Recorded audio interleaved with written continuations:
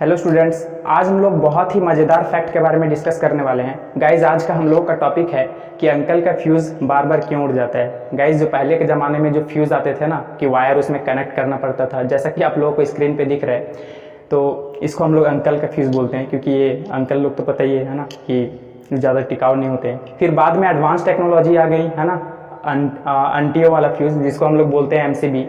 Actual में हम लोग का टॉपिक आज यही है कि अंकल का फ्यूज़ पहले वर्क कैसे करता था, ठीक है, और साथ ही साथ अंटियाँ कैसे जीत गई। मतलब अंकलों का फ्यूज़ को है ना ख़त्म कर दिया गया और फिर बाद में रिप्लेस हो गई अंटियों का फ्यूज़, इट मीन्स एमसीबी।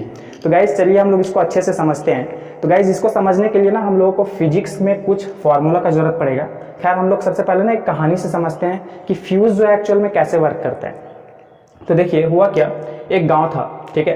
तो उस गांव में मतलब बहुत सारा मतलब फैमिली मेंबर के जैसा ही मान लीजिए एक कॉलोनी है, ठीक है। उस कॉलोनी में बहुत सारा मेंबर लोग रहते थे। हुआ क्या कि कुछ आंटियाँ लोग तो आप लोग जानते ही हैं, है ना, कि सीरियल वगैरह देखने में बहुत ही ज़्यादा एक्सपर्ट होती हैं, और सीरियल नहीं मिलेगा तो उन लोग को बहुत ही ज़्यादा गुस्सा आ जाता है। और पहले का फ्यूज़ क्या होता था, देखे होंगे आप लोग कि बार बार फ्यूज़ का वायर जो है कट जाता था, फिर उसको अंकल लोग जो होते हैं रिप्लेस करते थे, ठीक है। फिर करंट आता था घरों में। तो वो ऐसा होता क्या था एक्चुअल में, फ्यूज़ देखिएगा ऐसे यहाँ पर लगा हुआ रहता है। थोड़ा मैं अगर स्ट्रक्चर बना दूँ तो देखिए, यहाँ पर एक फ्यूज़ होता था, यहाँ पर दो इस तरह से पैरेलल में होता था, और यहाँ पर एक फ्यूज़ लगाते थे, जैसा कि आप लोगों को स्क्रीन में दिख रहा होगा, ठीक है। तो एक्चुअल में वो फ्यूज़ लगाते थे और वहाँ पर हम लोग वायर कनेक्ट कर देते थे यहाँ पर, है ना। मतलब ये दोनों का मतलब समझ जाइए कि एक की है। अब अगर ये वायर अगर कट जाता था ना, तो आगे करंट का फ्लो होता ही नहीं था। तो हम लोग के घरों में क्या होता था, यहाँ से मान लीजिए दो वायर है और यहाँ से घरों में टीवी वगैरह चलता है, होम है यहाँ, ठीक है, होम, और आंटियाँ वगैरह यहाँ पर सीरियल देखती हैं, है ना, टीवी में। और बहुत सारा अप्लाइंसेस चलते हैं, रेफ्रिजरेटर हो गया, रेफ्रिजरेटर हो गया, टीवी हो गया, ठीक है, और भी मोटर वगैरह बहुत कुछ। तो सीरियल देखते देखते बार बार क्या होता था, इसमें प्रॉब्लम क्रिएट क्या होता था कि अगर वोल्टेज का अगर फ्लक्चुएशन होता था ना, अगर वोल्टेज कभी ज़्यादा कभी कम, ये सब प्रॉब्लम पहले बहुत ही ज़्यादा हुआ करते थे। तो इसके वजह से क्या होता था, ये फ्यूज़ का है ना वायर कट जाता था, ठीक है, और वो वायर कट जाता था तो बार बार अंकल को मतलब रिप्लेस करना पड़ता था, है ना। तो आंटियाँ लोगों को भी गुस्सा आता था, बीच का जो भी सीरियल है, टॉपिक है ना, वो ख़त्म हो जाता था। तो फिर हुआ क्या, अंकल को एक दिन बहुत ज़्यादा गुस्सा आया, कि इतना ज़्यादा गुस्सा, है ना, कि बार बार ये वायर वे टूट जाता है, इससे अच्छा हम यहाँ पर मोटा वायर लगा दें, है ना। फिर क्या किए वो अंकल, है ना, 10-20 वायर को मतलब पतला पतला वायर को लपेट करके यहाँ पर जोड़ दिए, है ना। अब हुआ क्या, ये तो बहुत ज़्यादा मजबूत हो गया, अब तो आगे ये वाला टूटेगा नहीं। लेकिन अब आंटियाँ भी, है ना, कुछ दिनों तक तो सही चला, उसके बाद, है ना, 4-5 दिन तक सही चला। उसके बाद आंटियाँ लोगों का क्या आदत होता है, जो अपने घरों में होते हैं, है ना, बाहर सबके सामने मतलब खुलासा कर देते हैं। तो वो सारे आंटियों लोगों को बोल दिए, है ना, कि देखिए अब मेरा घर का फ्यूज़ अब नहीं उड़ रहा है ना। ऐसा मतलब मेरा मतलब हस्बैंड जो है, मतलब अंकल जी, है ना, वो इतना ज़्यादा अच्छा से दिमाग लगाएं कि अब हम लोग का घरों का फ्यूज़ नहीं उड़ता है। तो वो बोले कि क्या किए, तो बोले कि वो तो नहीं पता, आप पूछ लीजिए उन्हीं से। तो सब गांव वाला उठ करके उसी के घर में आ गए कि हम लोग का भी ऐसा ही फ्यूज़ लगा दीजिए। तो वो भी सबके घरों में ऐसे ही कनेक्शन कर दिए। 4-5 दिन तक तो ठीक चला, लेकिन एक दिन हुआ क्या, उस गाँव में वोल्टेज का फ्लक्चुएशन इतना ज़्यादा हो गया, ठीक है। तो वोल्टेज का फ्लक्चुएशन के कारण क्या हुआ, क्योंकि ये वायर तो बहुत ही मोटा था, है ना, तो यहाँ पर कुछ डैमेज नहीं हुआ। लेकिन आंटियाँ जो टीवी, रेफ्रिजरेटर और मोटर वगैरह जो चला रही थी ना, वो वहाँ पर क्या हुआ, सारा का सारा उड़ गया। आंटियाँ आई और गुस्सा हो गई, है ना, कि क्या कैसे अंकल फ्यूज़ लगाएं, और फिर अंकल का फ्यूज़ उड़ गया। फिर गाँव वाला आए और सब मतलब सबके घरों में ऐसा ही कंडीशन हो गया था। गाँव वाला आया और अंकल का फ्यूज़ उड़ा दिए। फिर आंटियाँ लोग बोले कि नहीं चलेगी ऐसा, है ना, ये सब बातें नहीं चलेगी। फ्यूज़ कितना दिन तक हम लोग मतलब ऐसा झेलेंगे, बार बार हम लोगों का सीरियल, है ना, और मेन जो मोटर वगैरह ये सब बीच बीच में इलेक्ट्रिक करंट का फ्लक्चुएशन की वजह से, वोल्टेज का फ्लक्चुएशन की वजह से हम लोग के घरों के महंगे अप्लाइंसेस जो है बंद हो जाते हैं, है ना। तो इसके लिए हम लोग को क्या करना पड़ेगा, ऐसा कुछ चाहिए जो कि फ्यूज़ भी ना उड़े और ऑटोमेटिक हम लोग जल्दी से फंक्शनिंग कर पाएँ। तो उस गांव में ना एक ही इंटेलिजेंट इंसान था, मैं, ठीक है। तो सारे आंटियाँ लोग मेरे पास आई और बोले कि आप ही कोई उपाय बताइए। तो मैं लेकर के आ गया एमसीबी, है ना। ये एमसीबी आजकल आंटियों का मतलब देना है, क्योंकि अंकल वाला तो पूरा फेल हो गया था। तो ये एमसीबी वर्क कैसे करता है थोड़ा जान लीजिए। ये एक्चुअल में ना वर्किंग इसका मेथड है, एक्चुअल में ये चलता है किस प्रिंसिपल पे बेस्ड होता है ये, मैग्नेटिक, है ना, मैग्नेटिज्म, मैग्नेटिक फील्ड के प्रिंसिपल पर ये बेस्ड होता है, और ये हम लोग बाद में डिस्कस करेंगे। लेकिन आज का हम लोग का टॉपिक है कि ये अंकल का फ्यूज़ आखिर उड़ा क्यों, इसके पीछे क्या रीज़न है। तो गाइज चलिए हम लोग सबसे पहले इसको थोड़ा डिस्कस करते हैं, ठीक है। तो इसके लिए ना हम लोगों को ना कुछ फॉर्मूला का ज़रूरत पड़ेगा फिजिक्स में, तो थोड़ा ध्यान से देखिएगा, 1 मिनट।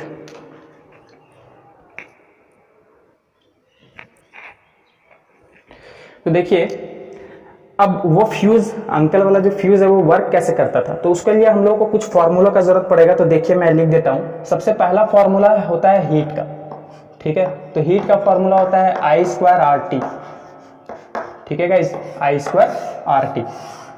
और अंकल क्या गलती किए थे उसके बारे में भी डिस्कस करूंगा कि आखिर मोटा वायर लगा देने से ऐसा क्या हो गया, क्या हम लोग को वाकई में मोटा वायर लगाना चाहिए था या फिर पतला वायर लगाना चाहिए था। तो देखिए हीट का तो फॉर्मूला ये है, एक और फार्मूला का जरूरत पड़ेगा, लेकिन यहाँ पर ना सबसे मेन मुद्दा है हम लोगों का रेजिस्टेंस, है ना। देखिए हीट जो है डायरेक्टली प्रोपोर्शनल है रेजिस्टेंस का, ठीक है। तो यहाँ पर देखिए अगर रेजिस्टेंस ज़्यादा होगा, ध्यान से देखिएगा, अगर रेजिस्टेंस अगर ज़्यादा होगा तो हीट भी क्या होगा, ज़्यादा होगा, ठीक है, हीट ज़्यादा होगा। तो सबसे पहला कॉन्सेप्ट हम लोगों को ये चाहिए।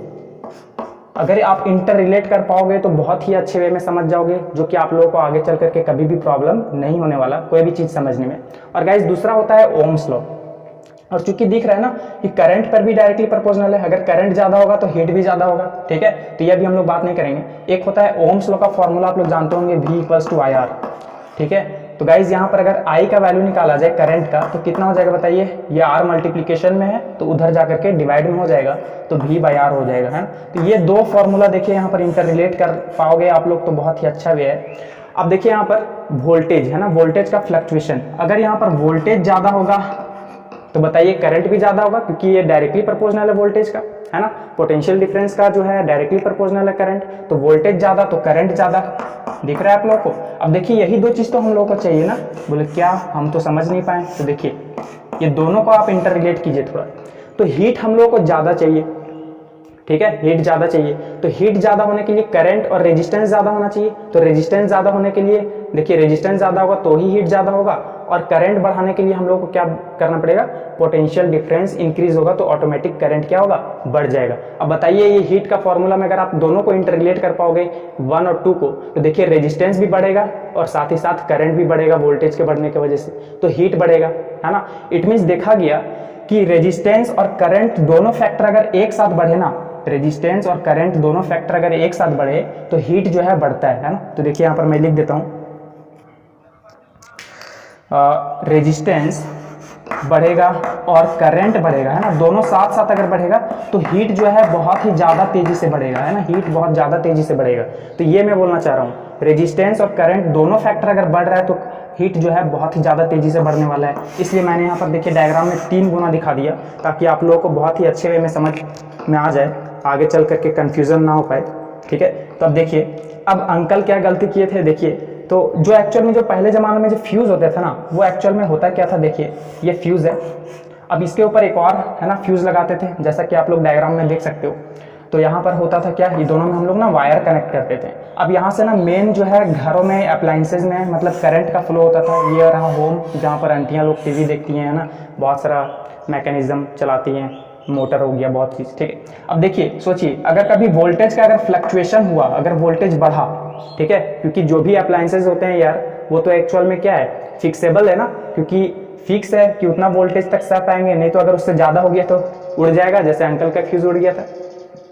तो कुछ ऐसा चाहिए कि अगर कभी वोल्टेज का फ्लक्चुएशन भी हो ना तो हमारा घरों तक कनेक्शन ना जा पाए, यहीं पर कहीं ब्रेक हो जाए, इसलिए यहाँ पर ना पतला वायर लगाया जाता था, है ना। लेकिन आंटियों से परेशान होकर के अंकल लोग भी क्या करें, है ना, मोटा वायर लगा दिए कि चलो अब कुछ ज़्यादा दिन तक चलेगा और नाराज़ नहीं होंगी। लेकिन उसके चक्कर में पूरा घर का वायर बर्बाद हो गया, क्योंकि यहाँ पर मोटा लगा दिए, है ना। तो मोटा वायर जब लगा दिए तो हुआ क्या, चूंकि ये बना होता है लेड का, किसका बना होता है, लेड, लेड को हम लोग पीबी से बोलते हैं। तो लेड का एक्चुअल में होता है क्या है ना, खासियत, सबसे मेन खासियत है इसका मेल्टिंग पॉइंट जो होता है ना बहुत ही कम होता है, मतलब हल्का सा भी अगर इसको हीट मिलेगा ना तो ये गल जाएगा, यहीं पर ब्रेक हो जाएगा और आगे फर्दर हम लोग का वोल्टेज इट मींस करंट का फ्लो नहीं होने वाला। तो सोचिए इसीलिए फ्यूज लगाया जाता था ताकि आगे का कनेक्शन रुक जाए और मेरा महंगा अप्लायंसेज जो है रेफ्रिजरेटर है ना, जो आंटियां टीवी देख रही हैं वो सब बच जाए। तो इसीलिए यहाँ पर पतला वायर लगाया जाता था। इसका खासियत क्या है, ये लेड का बनाया जाता था और मेल्टिंग पॉइंट भी कम होता था।